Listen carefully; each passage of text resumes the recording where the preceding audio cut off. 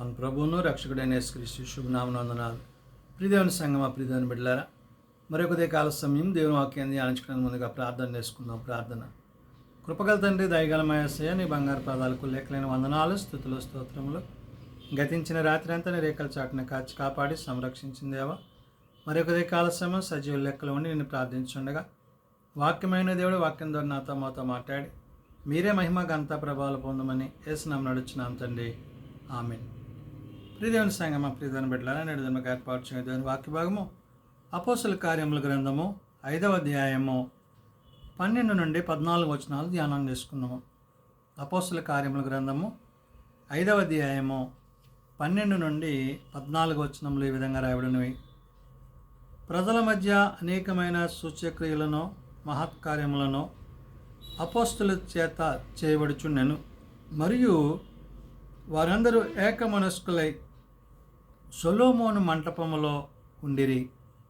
ప్రియదేవుని సంగమా, ప్రియదేవుని బిడ్డలారా, భక్తుడైన లూకా గారు ప్రభు యొక్క ఆత్మను, పరిశుద్ధాత్మను పొందుకున్న అపోస్తలులందరిపై దేవుని యొక్క శక్తిని, ప్రభావాన్ని, ప్రభు యొక్క ఉద్దేశాన్ని అనుసరించి, ప్రభు యొక్క మాటలను అనుసరించి వారి విశ్వాసములో కొనసాగింపబడుతున్న స్థితిని బట్టి పరిశుద్ధాత్మ దేవుడు ఇక్కడ రాయించిన మాటలు.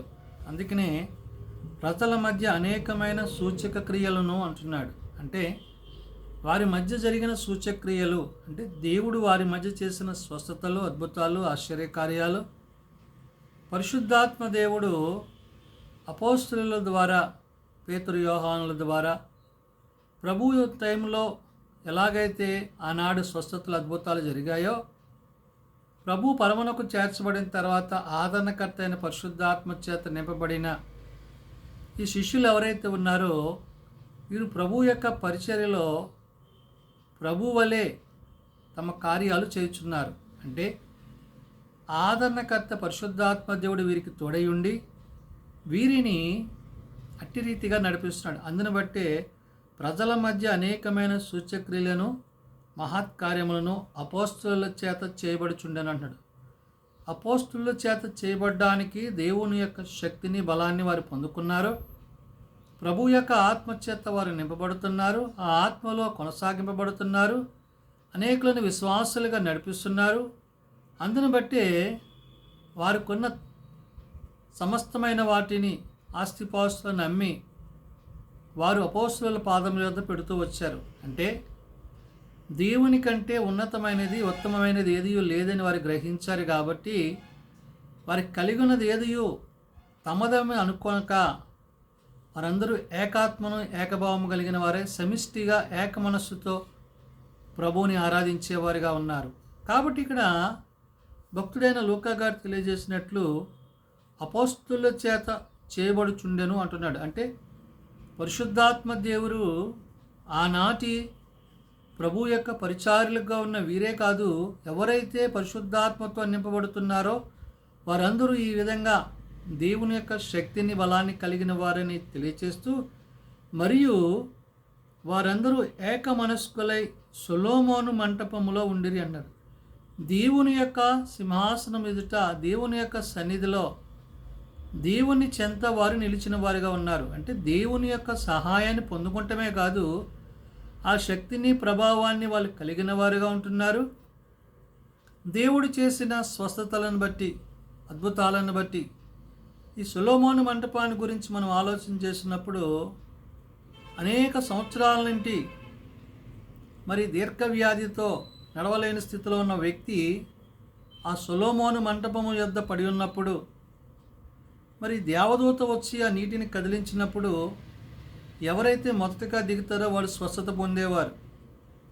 అయితే ఆ పరిస్థితులను చూసిన ప్రభువు అతనితో మాట్లాడి, మరి నీవెందుకు స్వస్థత పొందట్లేదంటే, నేను వచ్చేలాగా మరి ఒకడు నాకంటే ముందుగా కోనేటిలో దిగుతున్నాడు కాబట్టి నేను స్వస్థత పొందలేకపోయాను. అనేక సంవత్సరాల నుంచి, అంటే తన యొక్క ఆశ, ఆలోచన ఆ దేవదూత వచ్చి ఆ కోనేటిలో నీటిని కదిలించినప్పుడు అతడు స్వస్థత పొందాలి. అయితే తనకంటే ముందుగా అనేకులు వెళ్ళడం వల్ల అతనికి అవకాశం రావట్లేదు. అలాంటి ప్రదేశం అంటే పరిశుద్ధతతోనూ పరిశుద్ధాత్మ చేతను నింపబడినదిగా.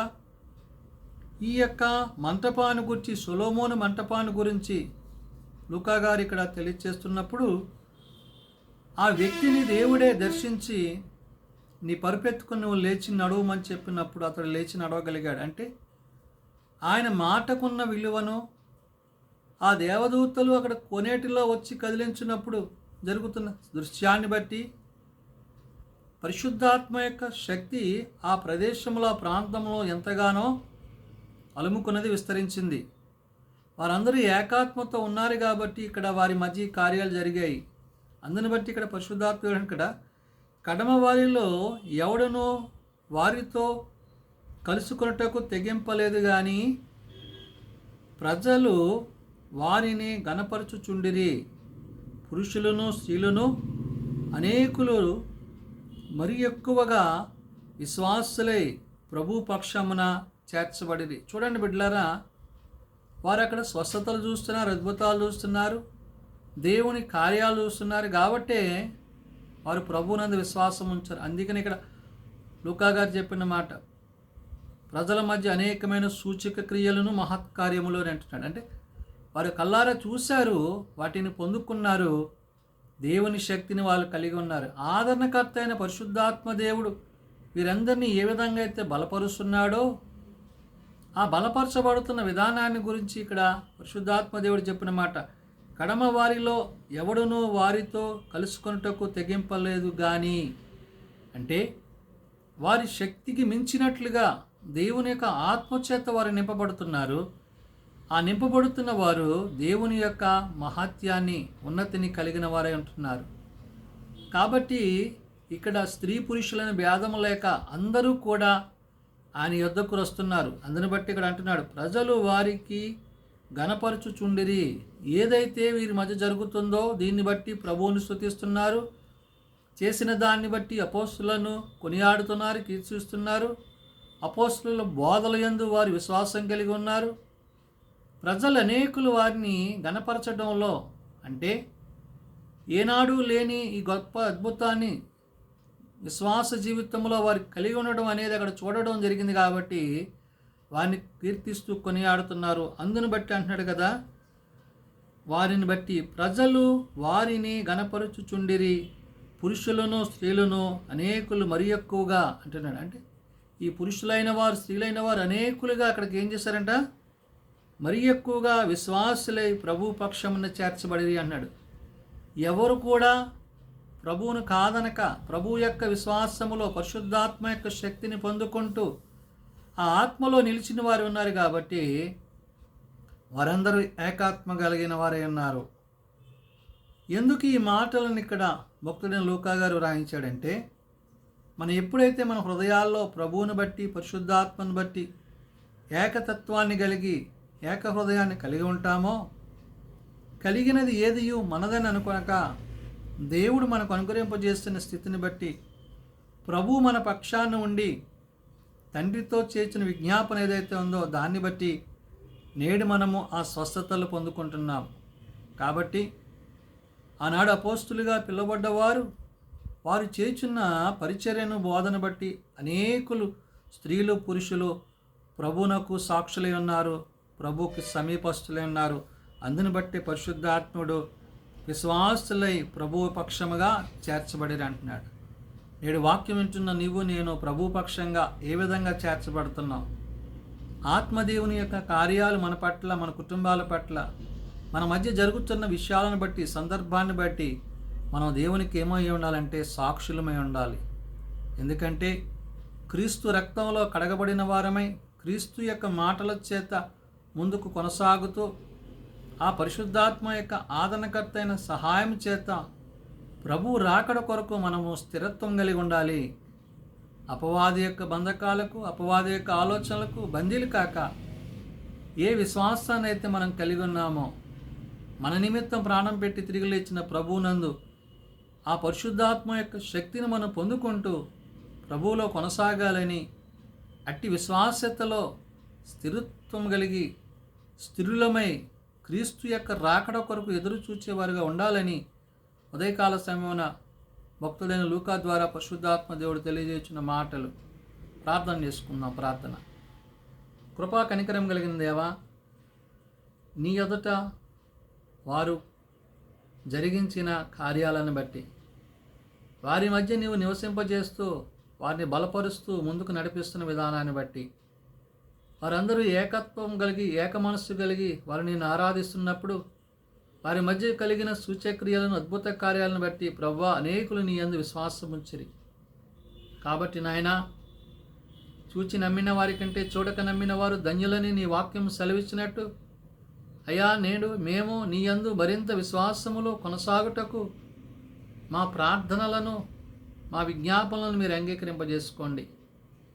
దేవా, నీ వాక్యము సత్యము, నీ వాక్యము నిత్యము, నీ వాక్యము జీవమే ఉన్నది. కాబట్టి జీవము కలిగిన నీ మాటల చేత మమ్మలను మేము మా బ్రతుకులను సరిచేసుకుంటూ నీకు ఆయాసకరమైన వాటిని విడిచిపెట్టి నీ వాక్యానుసారంగా నడుచుకుంటూ విశ్వాసములో కొనసాగుటకు మాకు నీ కృప దయచేయండి. అంతటా అందరూ మారు మనసు కలిగి పాపక్షమాపణ కలిగి నిజరక్షకుడు నిజదేవుడు అని నిన్ను తెలుసుకుని ప్రభువా తమ హృదయాల్లో నిన్ను చేర్చుకుని తమ నోటితో ఒప్పుకొని నేను నిత్యరాజ్యానికి వారసులు కాగలుగుటకు ప్రతి వారికి నీ కృప దయచేయండి. బలహీనలను తండ్రి బలపరచండి, రోగులను అయినా స్వస్థపరచండి. నీ చేతి గాయముల చేత మాకు స్వస్థతను ఆరోగ్యము దయచేయండి. జన్మదినాలు, వివాహ దినాలు ఆ కుటుంబాల కుటుంబాలను ప్రత్యేకపరచండి. అయా తమ ప్రియులను పోగొట్టుకున్న కుటుంబాలను ఆదరించి సమాధానపరచండి. చిన్న బిడ్డలు, యవనులు, పెద్దలు, వృద్ధులు ప్రతి వారిని వారి వారి తరగతుల చొప్పున ఆశీర్వదించి దీవించండి. నేటి దిన సేవా పరిచర్లో మీరు మమ్మల్ని ముందుకు నడిపించి నీ వాక్యం చేత మమ్మల్ని జీవింపజేసి మీరు అక్కడికి మమ్మల్ని సిద్ధపరచండి. ఆర్థికపరమైన ఇబ్బందులు ఉన్న కుటుంబాలను జ్ఞాపకం చేసుకుని వారి పరిస్థితులను సరిచేయండి. హాస్పిటల్స్ దగ్గర ఇళ్ళ వద్ద ఉన్న ప్రత్యేక మీరు ముట్టి లేవనెత్తమని, నీ శక్తిని నీ బలాన్ని వారికి దయచేయమని, ఎవరైతే ప్రభా ఇంకా రక్షణ లేక నీకు దూరంగా ఉన్నారో నాయన, వారితో వాక్యం ద్వారా మాట్లాడి మీ కార్యాలు వారి పట్ల జరిగించుకుని మీరే మహిమా ఘనత ప్రభావాలు పొందమని, దినమంతా నీ కాపుదల భద్రత మా అందరికీ దయచేయమని, నీ రాకడికే మమ్మల్ని సిద్ధపరచమని యేసు నామమున అడుగుచున్నాం తండ్రి, ఆమెన్. పరలోకమందున మా తండ్రి, నీ నామం పరిశుద్ధపరచబడుగాక, నీ రాజ్యం వచ్చుగాక, నీ చిత్తం పరలోకమందు నెరవేర్చినట్లు భూమి మీద నెరవేరుగాక. మా అనుదినాడు మాకు దయచేయం. మళ్ళీ ప్రార్థన చేసిన వారిని మేము క్షమించి ఉన్న ప్రకారం మా ప్రార్థనలను క్షమించు. శోధనలో కాదుష్టులను తప్పించము. రాజ్యము, శక్తి, మహిమ నిరంతరము నీవే నవ్వు తండ్రి, ఆమెన్. మన పరమ తండ్రి అయిన దేవుని ప్రేమ, ప్రభువైన యేసుక్రీస్తు కృప, పరిశుద్ధాత్మనిత్య సహాయము నిరంతరము సదా తోడే నడిపించుగాక. ఆమెన్.